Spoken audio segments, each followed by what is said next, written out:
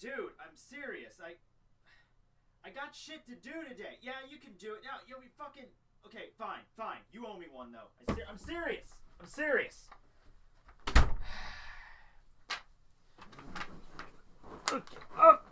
Okay. I'm on it. I got this shit. Okay. All right. So, I guess we're talking about Law in the... Oh, that's cool. Yeah, that's freaking adorable. All right, so Trafalgar Law, the Surgeon of Death. Trafalgar D, Walter Law. You have to add in the D. Every One Piece character becomes immediately 100 times more relevant when you add that D in there, right? Okay, so I'll be honest with you. When Law first showed up as a member of the Supernovas, and remember, this is in the same chapter that we had an introduction of a bunch of new characters, I found him as the unique one. I knew there was going to be something big with this dude. I don't know if it was just because of his awesome look, which is one of the reasons I think he's as popular as he is, because let's be honest here, Law is a badass looking character, just aesthetically. I mean, he's got the hat, he's got the badass demon sword, Kikoku. Yeah, you think, knowing me, I would have the name of the sword pronunciation down pat. Hey, yeah, that's how you pronounce it, exactly. I know. He's got the tattoos all over his body, and his Jolly Roger is simple, yet, unique enough that it, garners, interest in its own. So that's just that's just appearance-wise, right? And he doesn't really get to show off a lot of his personality or abilities all that much during the Sabaody arc when he first appears. We get to see him use his Devil Fruit abilities, and back then it was so confusing because at least when we saw Kid use his magnetic Devil Fruit, we at least understood, okay, we don't know what it's called. It's probably a Paramethea, but we know it has, the ability to magnetic forces. That's what it does. Easy enough to comprehend. But then we get to Law, who's, Room, and then he's cutting off, frickin' Navy's people's heads and, shuffling them around and then swapping them with, random, objects and shit. And it's how do you take that? Where do you even go with that? And then there's that scene with Luffy where it's wow, you guys have some really weird powers. And Law turns around and he's like, your power's the weirdest out of all of us. And I'm like, really, Law? Really? The kid with the rubber body? Okay, that's pretty weird. Guy with magnetic forces? That's just badass, to be honest with you.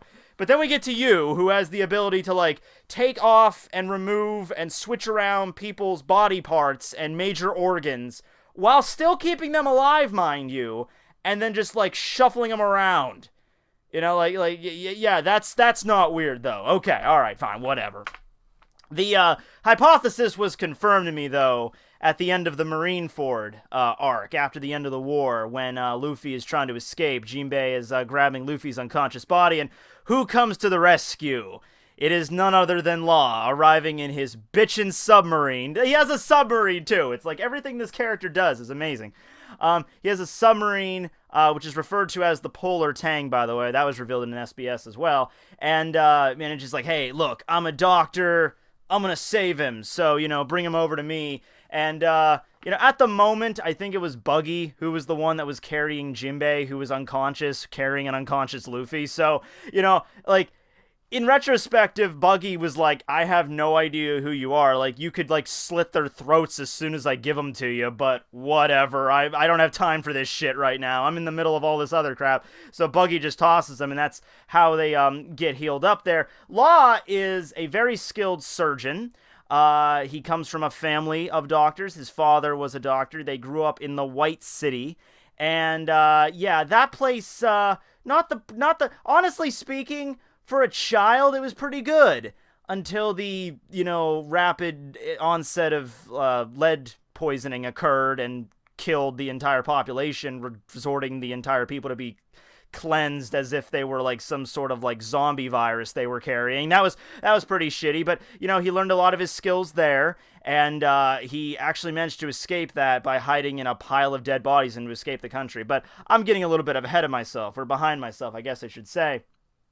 So, I would go on to say that Law is essentially a main character at this point.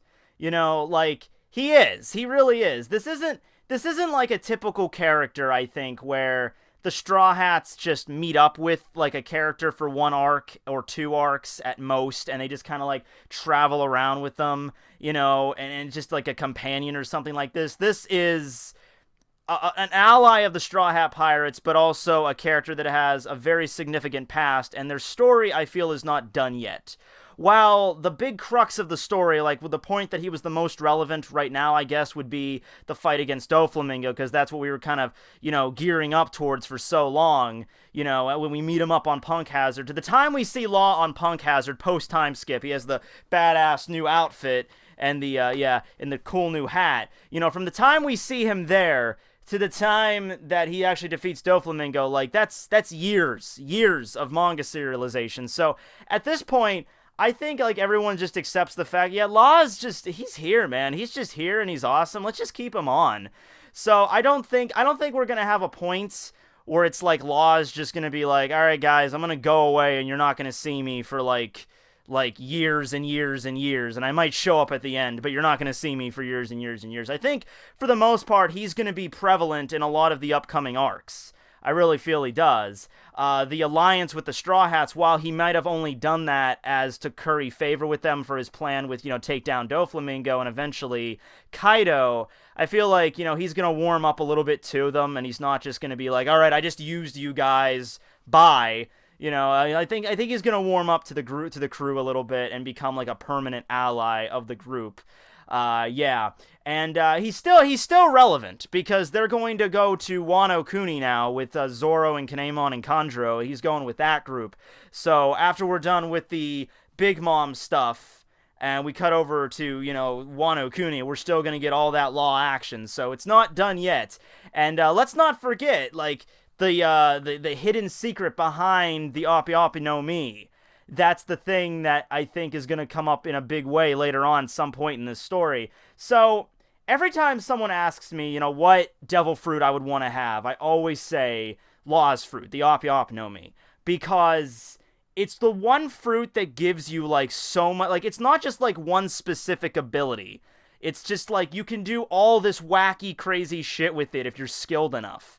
And even Doflamingo even said, he's like, the people that call this the ultimate devil fruit are not few. Like, a lot of people consider this the ultimate one. Because let's think about this. You open up, like, a space around you. And inside this space, you're essentially God. You can do things that are quite simply miracles and impossible. Law can remove your heart. He can remove your physical heart from your body. Just take it out and hold it in like a little cube in his hand. But you don't die. You don't die. You just keep on living like it's perfectly fine. Even after the room, like, separates. He could, like, steal your heart and then walk on the other side of the planet. And you would still be alive, walking around fine with no fucking heart in your body. Like, that is, like, God shit right there. That's, like, miraculous crap. Like, Eva got nothing on this guy. You know what I mean? Like, yeah. And then going beyond that, he can do other wacky shit, like he can, like, reverse the flow of freaking gravity within this space. He flipped an entire battleship over. The craziest ability he's used, that he just doesn't use, and you'd think would be an incredibly, like, this ability would be, like, so useful in actual battle with, like, groups. When the Straw Hats were running away from him, and he realized, oh shit, I need them, I can't have them leave the island just yet, he did, like, a soul swap, like a body switch thing, where he swapped the minds and, like, the souls of Frankie, Nami, Sanji, and Chopper. Can you imagine if you were in, like, battle, like Doflamingo and Treble versus Luffy and Law, and that's what Law opened up with? He's like, room. And then Doflamingo and Treble's body, Treble and Doflamingo's body. And I'm like, why wouldn't you do that? Like, that fight would have been over so much quicker, But, whatever. I mean, I don't know. Maybe it's like a special... I don't have an excuse for him. I'm sorry, I don't. Like, I really don't. I'm trying to come up with a reason, but I don't. Because I can't say, oh, it takes a really long time to do that, because he did it really quick. The Straw Hats were running away from him as he was using this ability. So don't tell me it takes long to do it. It doesn't take long. His devil fruit is unique in that it's one of the very few devil fruits that actually take up stamina. usually, whenever a devil fruit is like utilized, like Luffy's Gum no Mi, it's not like it's not like Luffy like gets more tired every time he like stretches. Like, I can only stretch this many times a day and I get tired. You know, physical battles will wear him out when he's exerting himself and going into like his gears and everything, like really pressing his devil fruit abilities. But just the act of like stretching his body doesn't actually like tire him out. But Laws and Crackers are the only ones I think so far that actually come out and say, like, the more we use this power, the more it actually, like, eats along our life and drains our stamina. And then the ultimate technique of the Ope Ope no Mi is the immortal surgery. The surgery that allows you to make someone else immortal in exchange for your own life. That's gotta come into play at some point later on in the story. Like, something's gotta happen with that. I'm not even saying it's gonna happen 100%. Like, Law's gonna give up his life for somebody else. Although I think we can think of a few ideas on who that person would be. But it's gonna come up again, because that's a pretty glaring ability, you know? And then, of course, you got all the wacky, like, you got, like, radio knife and then freaking gamma knife, which is... I still call bullshit for that gamma knife shit that he did on Doflamingo, right? Like, it's an ability that, like, essentially just pierces organs from the eternally, and he just, like, shreds your organs. And Doflamingo's like, yeah, but I can just stitch them back up. Like, stitch what back up? They should be fucking mincemeat by now. But whatever. It was a cool technique, whatever. Yeah, so, you know, okay. Backstory. Yeah, because every main character in One Piece has to have a tragic fucking backstory. Right? Corazon, why? I love you. You were so cool, Corazon. You were so awesome.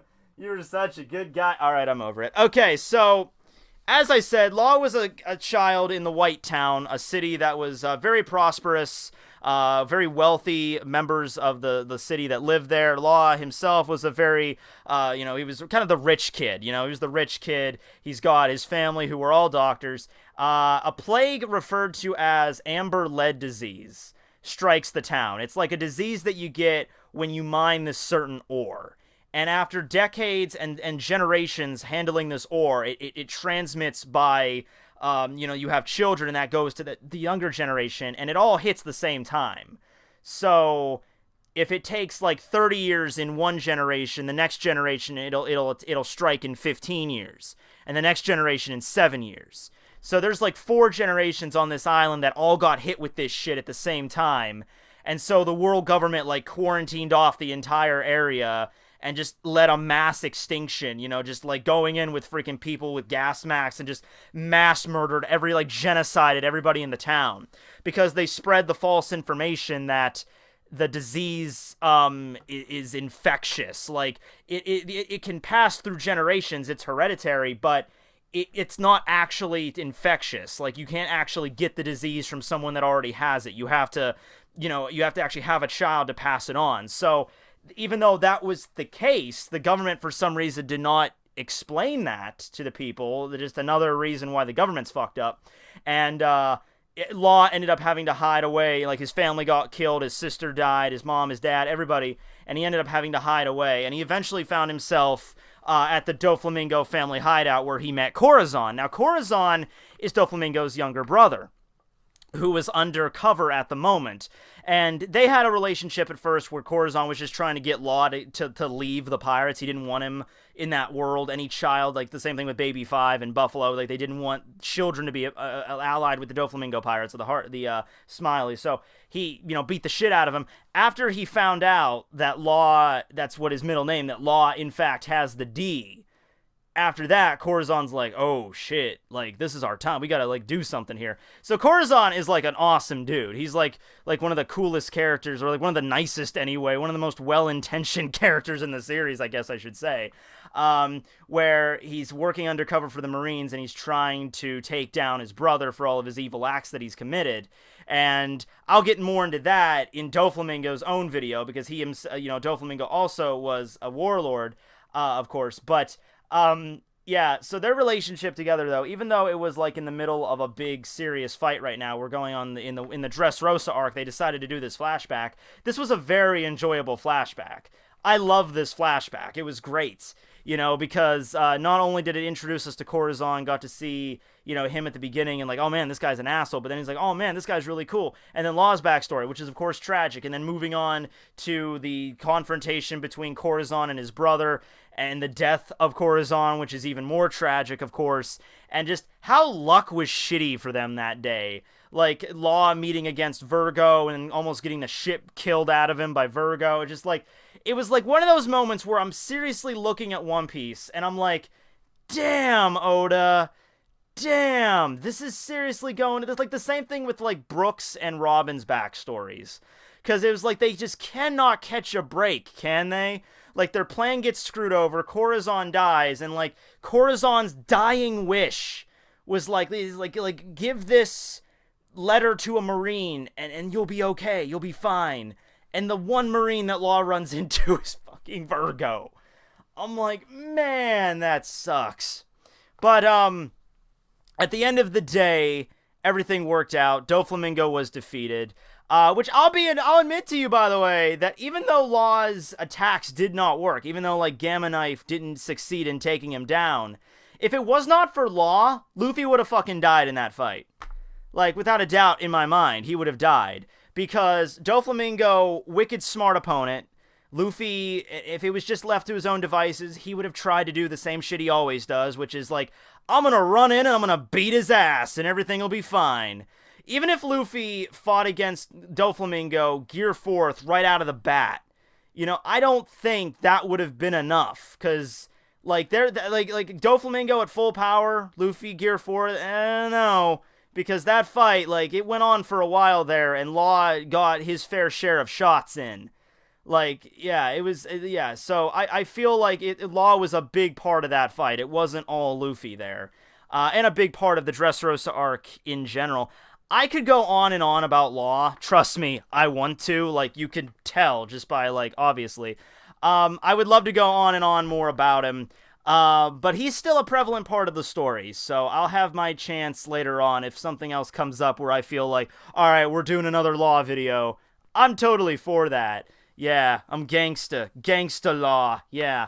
But yeah, so, thanks for watching, everybody. Leave a comment below on what you think about Law. What's your favorite Law moments? And can we just sit back and think of how awesome just a name is Law? Can we just bask in that for a second? I know this is a total freaking fanboy episode, but once again, like, representing. Like, seriously, how do you not? Like, how do you fucking not? So let's all have, like, 5 seconds where we just bask in how much of a cool name is Law.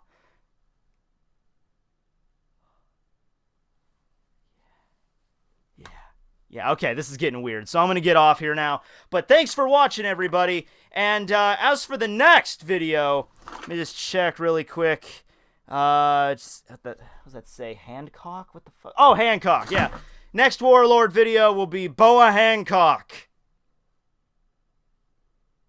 Wonder how long it's gonna take me to make a boob joke. Gotta work on that. Signing out, everyone.